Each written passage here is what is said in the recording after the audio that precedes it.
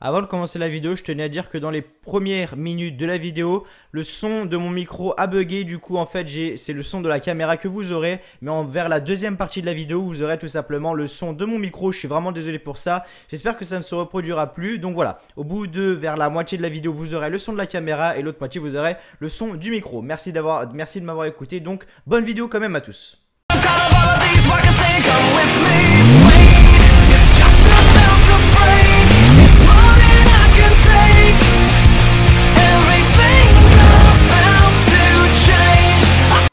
Fastlane va être exceptionnel dimanche. Fastlane va être exceptionnel dimanche. Je sens qu'on va avoir un putain de show.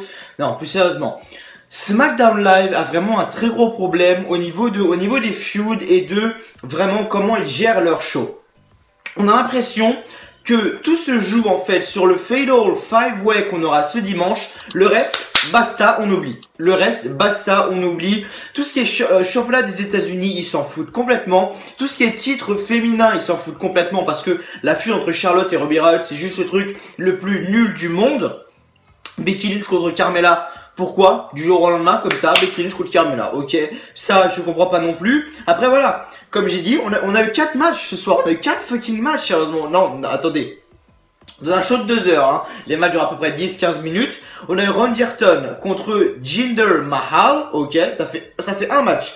On a eu Becky Lynch contre Carmella, ça fait 2 matchs. On a eu Dolph Ziggler contre AJ Styles. Et on a eu un Fatal 5-Way.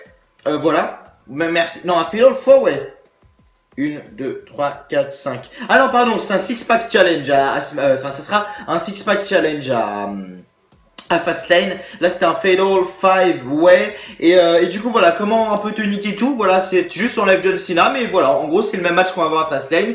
Mais t'enlèves John Cena. Sami Zayn a gagné, mais honnêtement, ça veut strictement rien dire. On sait tous très bien que c'est AJ Styles qui va conserver son titre à Fastlane pour affronter Shinsuke Nakamura à WrestleMania 34 et puis voilà, sinon après le show honnêtement était voilà, c'est des trucs sans, voilà, tout con en fait. J'espère qu'après Fastlane SmackDown ira mieux comme Raw le fait maintenant depuis que Elimination Chamber est passé, parce que honnêtement depuis Elimination Chamber Raw va vraiment mieux, c'est vraiment des très très bons shows, mais SmackDown, waouh, c'est vraiment la crise. Donc, avant de commencer, je tenais à dire que hier il s'est passé beaucoup de choses. Il s'est passé 3 choses importantes quand même. La première chose, et ça c'est ce qui m'a saoulé, c'est que voilà, je pense que vous avez pu vous rendre compte dans ma review de Raw hier, c'est-à-dire que voilà, une vidéo, pour moi, une review de Raw et de SmackDown, ça me prend à peu près 8 heures, en comptant le montage, le rendu, l'upload, la miniature, etc. Ça me prend grosso modo 8 heures, le temps de tout faire. Donc, je fais le montage, machin, machin, sur mon PC, tout va bien. Jusque là, tout va bien. Je fais le montage, machin, machin. Hop, rendu. Donc, le rendu, pour ceux qui ne savent pas, c'est quand la vidéo doit charger. Donc, ça m'a pris à peu près 4 heures, vu que j'ai vraiment un PC de merde. Ça, les gars, compact à 200 €, n'achetez jamais ça. Hein. Franchement, je vous le conseille pas du tout. N'achetez jamais cette merde. Mais voilà. Donc, du coup, j'étais en train de faire donc le rendu, machin. 4 heures, ça se finit. Je commence à upload sur YouTube. Donc là, l'upload était vers 51%, un truc comme ça. Je regarde la vidéo et je vois vers 4 minutes de la fin, je vois que ma voix, il y a eu un bug en fait pendant le rendu. Donc c'est-à-dire que mon PC, je pense qu'il a bug ou il a eu un lag. Et ce qui est passé, c'est que du coup, en plein rendu, du coup, ça a bugué, ça a décalé le son de l'image et de ma voix. Donc j'espère juste que ça ne me fera pas ça. Voilà pour cette vidéo SVP. Mais voilà, juste pour vous prévenir que voilà, ce n'est pas ma faute, c'est de la faute de mon PC entre guillemets. Donc j'espère que ça va pas le faire sur cette review aussi. Mais voilà, je tenais à vous clarifier les choses. Deuxième chose qui a été vraiment un point très important, Charlotte m'a retweeté sur Twitter, c'est la 23e fois. Donc c'est à dire que j'ai pris en gros une photo de le livre que j'ai là, je peux pas vous l'attraper parce qu'il est pas porté de main, mais je l'ai pris comme ça et en gros j'ai écrit un message comme quoi je lisais un peu le livre avant de regarder SmackDown Live, et puis voilà, elle a tout simplement retweeté ce tweet sur son compte officiel, et puis voilà, enfin, la barre des likes a explosé, la barre des RT a explosé, enfin bref, vous connaissez les bails, je pense. De toute façon, quand tu te fais like ou RT par une superstar de la WWE, tes likes, enfin tes notifications plutôt, ça part en couille. Mais voilà. Et la troisième chose, est vraiment une chose très importante, merci à vous. Comme vous pouvez le voir, nous sommes maintenant plus de 6000 sur la chaîne W Live France, anciennement WWE en français. Voilà, nous sommes plus de 6000 abonnés sur cette chaîne. Objectif, les 7000 abonnés avant le 19 mai 2018, c'est mon objectif. 19 mai 2018, il faut que j'ai plus de 7000 abonnés. Voilà pourquoi, parce que c'est simplement le live event à Paris en mai. Voilà, tout simplement, où les superstars de la WWE, donc celle de Raw plus précisément, viennent. Si vous les avez toujours pas pris vos places, n'hésitez pas parce qu'il en reste vraiment pas beaucoup. Donc on va commencer tout de suite la review du show, bien évidemment. Hein, comme j'ai dit, voilà, c'était pas un SmackDown top. Hier j'ai eu beaucoup de problèmes de voix, donc là j'ai prévu un peu le truc, j'ai pris un peu d'eau, on sait jamais si ma voix commence à sécher, mais bon ça on s'en branle un peu. Voilà, on a commencé le show, donc SmackDown était en direct de Green Bay dans le Wisconsin. Hier je sais plus c'était où, c'était à Milwaukee, un truc comme ça dans le Wisconsin pro.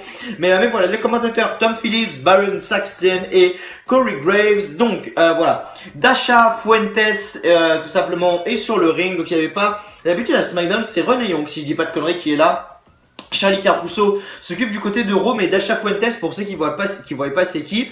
C'est celle que si vous avez vu mon vlog à Barcelone, c'était elle qui est entrée au tout début, c'était la speakeuse en gros si vous voulez. Mais voilà, donc elle nous présente la championne de SmackDown Live, donc Charlotte arrive sur le ring. Donc voilà, ensuite le Riot Squad arrive et donc Dasha présente ensuite Ruby Riot qui arrive avec son Riot Squad, Sarah Logan, Liv Morgan et donc Ruby Riot. Et donc Dasha demande les commentaires de Ruby sur la rivalité qui a débuté avec une attaque de Ruby Riot. Voilà, je vais vous lire un peu la promo parce qu'elle était vraiment pas mal et ce qu'a dit Charlotte c'est juste la vérité, mais ça j'en reviendrai juste après. Donc Ruby Riot dit que Dasha semble mal informée, elle va continuer pour elle. Tout a commencé le 14 novembre 2017. J'ai ma plaque juste devant ici, la plaque Charlotte quand elle a gagné ce putain de titre. Voilà. Le 14 novembre 2017, lorsque Charlotte est devenue championne pendant toute sa vie, elle était dans le succès. Charlotte Flair, la femme parfaite, grande, athlétique, blonde et la fille de fois Hall of Famer. C'est sûr que Ruby Riot avec son nez, elle va pas pécho beaucoup de monde. Mais Charlotte est devenue la première à gagner le titre féminin de NXT, Raw et SmackDown le 14 novembre. Alors regardez le mythe se former, le mythe que Charlotte qui représente la révolution féminine. C'est pour ça que 2 semaines après la victoire de Charlotte, elle a formé de Riot Squad avec un seul objectif, briser le mythe. Et là ce qu'a dit Charlotte, c'est vraiment une chose vraie, je vais vous expliquer pourquoi. Charlotte Flair dit que le seul mythe à son sujet est qu'on lui a tout donné dans sa vie, elle devait travailler encore plus fort pour que les autres, à cause de son nom. Il faut savoir que je suis vraiment un énorme fan de Charlotte Flair. Il faut savoir que, voilà, j'ai tout. T-shirt, livre, enfin voilà, j'ai un compte Twitter sur elle, un compte Instagram sur elle, enfin, toute ma vie. Charlotte, c'est toute ma vie, mais bon, bref, ça, je vais pas vous le raconter. Quand je pars, de toute façon, je vais pas dire en embrouille, mais quand j'essaie de parler, voilà, division féminine, tout ça, vu que je suis un énorme fan de Charlotte, les gens disent, ouais, mais tu sais, Charlotte, sans son père, elle aurait jamais percé. On n'a pas la chance d'avoir la carrière de Papa Flair, hein. Les gars, clairement, vous croyez une seule seconde que si une personne, même si par exemple c'est peut être le plus grand catcheur du monde, si demain Roman Reigns a un fils, si demain AJ Styles a un fils, je crois que AJ Styles a un fils d'ailleurs, Roman Reigns aussi, mais bon bref, imaginez il a la WWE, mais le mec est nul dans le ring, le mec est nul, il sait à peine parler, enfin c'est un James Ellsworth numéro 2, est-ce que je crois qu'il va être autant push? Il en aurait rien à foutre Vince McMahon, enfin je veux dire, c'est quoi ces conneries? Honnêtement c'est quoi ces conneries? Enfin bref, donc voilà.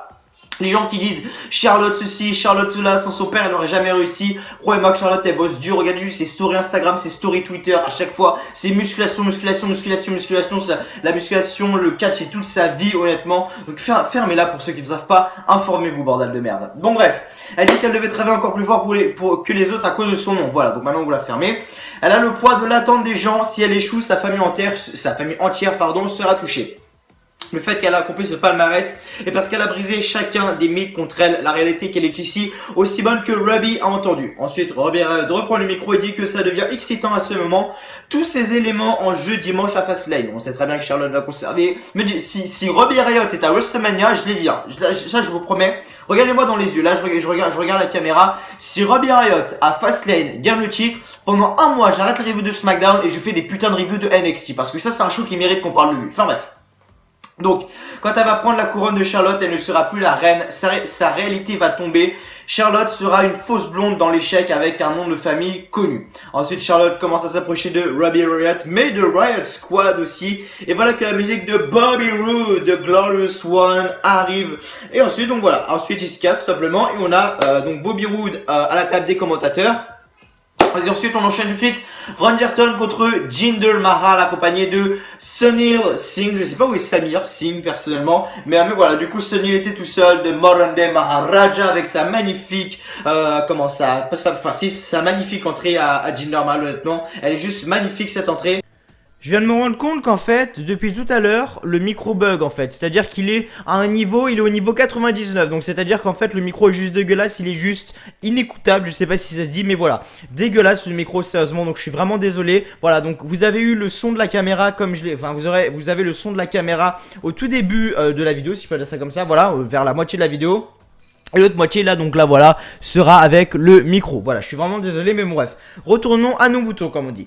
Donc Randy Orton contre G-Normal, accompagné de Sunil Singh. Donc à la fin du combat, Randy Orton lance Mahal sur Bobby Roode en bas du ring. Ensuite, Randy Orton ramène Mahal sur le ring pour son double DDT, enfin sur son DDT, pardon. Et ensuite, Randy Orton il commence à se mettre en mode RKO, mais Bobby Roode monte sur le tablier. G-Normal en profite pour pousser Orton et ensuite The Colors de G-Normal, 1, 2 et 3, la victoire du Modern Day Maharaja. Ensuite, en coulisses, Sami Zayn est avec Kevin Owens, et donc on a un petit segment, voilà, rien de spécial ici. Ensuite, en coulisses, Dasha est avec Shinsuke Nakamura, il lui demande ses commentaires sur le Six Pack Challenge à Fastlane, il dit qu'il va y participer, enfin non, il va pas y participer justement, il dit qu'il espère que AJ Styles va conserver pour pouvoir le battre à WrestleMania 34. T'inquiète pas mon petit Shinsuke, on sait tout ce qui va se passer. Ensuite, donc, on a un match entre Becky Lynch et Carmella. Donc, Carmella a gagné ce match avec son Diz Armor. Rien de spécial dans ce match. Donc, Becky Lynch gagne par soumission. Ensuite, voilà. Là, on est déjà quasiment à la fin du show, hein, pour vous dire à quel point. Donc, ensuite, le champion de la WWE, AJ Styles, arrive sur le ring. Commence à faire une magnifique promo en parlant du Six Pack Challenge qui aura lieu dimanche. Voilà. La vidéo pronostic sera bien évidemment samedi, hein, je préfère le préciser. Et voilà, donc c'est le dimanche 11 mars, Fastlane. Waouh, faudra avoir du courage pour regarder le show les gars, je vous le dis tout de suite. Mais voilà, donc il arrive sur le ring, il fait une belle petite promo en parlant du Six Pack Challenge. Et qui arrive? Dolph Ziggler. Tiens, Dolph Ziggler arrive. Et Dolph Ziggler demande ce qui arrive à AJ Styles qui était cool.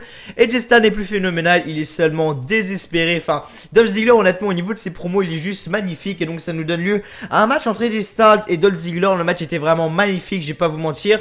Dommage que la fin était gâchée, j'aurais voulu une victoire de Dolph Ziggler, genre un zigzag ou truc comme ça. Mais voilà, c'est fini en no contest avec Kevin Owens et Sami Zayn qui ont attaqué donc Dolph Ziggler et AJ Styles. Donc un no contest et donc et du coup voilà. Shane ensuite est arrivé, on entend la musique de Shane qui retentit. AJ Styles et Dolph Ziggler sont complètement en train de se faire défoncer. Shane McMahon il arrive, il danse le mec, enfin c'est n'importe quoi. Et voilà, donc Shane dit que Kevin Owens et Sami Zayn semblent vouloir de la compétition. Ils peuvent retourner sur le ring, on croit tous qu'il va faire un combat par équipe. Mais lui et Daniel Bryan veulent toujours faire sortir le meilleur. Donc AJ Styles contre Dolph Ziggler, contre Kevin Owens, contre Sami Zayn, contre Baron Corbin dans un Fatal 5-Way match. Et donc, le main event, voilà, le main event, AJ Styles contre Dolph Ziggler, contre Kevin Owens, contre Sami Zayn, contre Baron Corbin. Sami Zayn a gagné ce match, pardon, avec un magnifique Hell of a Kick sur Kevin Owens. Voilà, le match était vraiment très très bon, je vais pas vous mentir. Après, comme j'ai dit, il y en avait un qui dominait, tous les autres étaient par terre. Ensuite, il y en avait un autre qui dominait, tous les autres étaient par terre. Et c'est Sami Zayn qui est arrivé le dernier, Hell of a Kick sur Kevin Owens, 1, 2 et 3. Et donc Sami Zayn remporte ce main event. Et donc voilà, le show se termine avec une séparation de Sami Zayn et Kevin Owens qui réalise la trahison de Zayn. Ok, je sais pas si... voilà. Anto, qu'est-ce que t'as branlé Anto? Enfin bref. Ensuite, Dasha arrive sur le stage et demande à Sami Zayn pourquoi avoir fait ça. Sami Zayn dit que c'est une grande question. Il est le meilleur que SmackDown peut offrir. Il faut penser au fait que depuis son début à SmackDown Live, il est le plus sous-estimé du roster. Pourquoi? Il faut arrêter de lui poser des questions stupides. Ce soir, le combat était de prouver qui était meilleur. C'est Sami Zayn. Voilà. La vidéo n'a pas duré trop longtemps. Voilà, je sais qu'elle va durer à peu près une dizaine de minutes. Je pense que j'ai pas regardé à peu près le temps. Mais voilà, honnêtement, je vais pas vous mentir que voilà, SmackDown c'était pas top. Honnêtement, j'espère que à Fastlane ils vont m'impressionner. Je suis pas hype du tout pour le show, honnêtement. Parce que quand je vois la carte qu'on a honnêtement, Charlotte contre Ruby Riott, ça me donne mal à la tête. Bobby Roode contre Randy Orton. Pourquoi G-Normal n'est pas dans le match, sérieusement? Enfin bref, voilà, que des choses comme ça qui m'énervent. Mais voilà, la vidéo pronostic sera tout simplement samedi les gars. Donc voilà, merci à tous d'avoir regardé cette vidéo. C'est donc cette review de SmackDown Live. Merci de l'avoir suivi comme d'habitude. Avant de finir, n'oubliez pas de liker la vidéo si vous ne l'avez toujours pas fait, de vous abonner pour rejoindre la WLF Family, donc la WLF France Family. Enfin non, on va lancer un hashtag plus tard qui sera WLF Nation. Mais voilà, merci en tout cas d'avoir regardé cette vidéo. Abonnez-vous, voilà, abonnez-vous si vous ne l'avez toujours pas fait. Objectif 7000 abonnés. Si vous êtes déjà abonné, le petit like, ça fait plaisir. Donc moi je vous dis simplement à samedi pour la vidéo pronostic de WWE Fastlane 2018. Allez, à samedi.